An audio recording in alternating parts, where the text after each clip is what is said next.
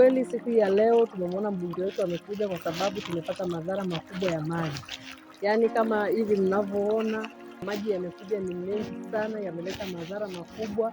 Watu hawatoki ndani, wakina mama hawapiki, hawafanyi kitu chochote.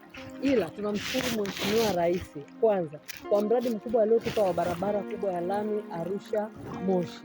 Lakini sasa pamoja na ile barabara kutengenezwa, kuna makalavati yale walioweka, yale maji yamejikusanya, yamenyoshewa, yanakuja upande mmoja na ndio yanakuja kuleta madhara kwa wananchi.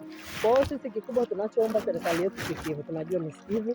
Mimi kama mama ninaamini ya kwamba serikali itasikia. Tunaomba msaada kwa ajili ya wananchi wetu wa kata ya Kia. Hali sio nzuri, hali sio shwari kama mnavyoona. Watu wako ndani, hakuna anayetoka. Kitakachofuata baadaye nadhani ni kuililia serikali kwa ajili ya chakula kwa ajili ya wananchi. Kwa majina naitwa Mami Lazaro Ndamu. Tumekuwa na changamoto ya maji mengi yanakuja mashambani, yameharibu mazingira, yanakuja paka kwenye manyumba ya watu. Kwa hiyo tulikuwa tunaomba jamani, kama serikali tusaidie, kwa sababu watoto hata wanashinda kwenda mashuleni, na toka lile daraja kubwa lililojengwa ndio imetuletea mafuriko makubwa, kwa sababu kipindi cha mvua tulikuwa hatuna hii shida, lakini sasa hii changamoto imekuja kutokea baada hiyo barabara kubwa kujengwa. Kwa hiyo tunaomba kama serikali tuangalie kwa jicho lingine la pili, maana tunashukuru kwa ndugu yetu Mheshimiwa Saasisha Mafue kwa kufika hapa, amekuja kuangalia makazi ya watu jinsi yalivyoharibiwa na maji. Haya maji yana madhara makubwa sana.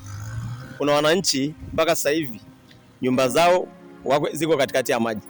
Tunamshukuru tu Mungu kwa sababu hakuna nyumba iliyoanguka, lakini nyumba nyingi ziko kwenye maji. Kunusuru hii hadha ya maji, tulikuwa tunaomba Mheshimiwa mbunge tupate ukingo karibu na reli pale, ili maji ambaye kwenda eneo la wazi ambalo tulihamisha wananchi kwa ajili ya uwanja wa ndege, kwa sababu ni eneo la wazi na haitakuwa na madhara sehemu yoyote. Tangu mvua zimeanza kunyesha, mafuriko haya yameleta madhara makubwa kwa wananchi wetu. Watoto hawezi kwenda shule, wazazi hawawezi kwenda kupeleka mifugo iko ndani, wananchi wako ndani, kazi zimesimama kwa sababu ya mafuriko. Lakini moja ya sababu ni ujenzi wa barabara ya Moshi Arusha, ambayo mitaro ilijengwa pamoja na makalavati 6. Yale maji yote yanayokusanywa kutoka wilaya ya Siha na pembezoni mwa Kia yanakuja kwenye makazi ya wananchi. Kwa hiyo yanaleta adha kubwa sana, kama ambavyo mnaona maji hapa sasa hivi, kazi zimesimama.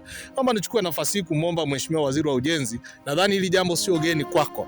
Tuliwahi kuzungumza ana kwa ana, tuliwahi kutembelea mradi huu, lakini pia hata ulipofanya ziara yako mara ya mwisho niliongea na wewe kwa njia ya simu nikikukumbusha kuhusu jambo hili.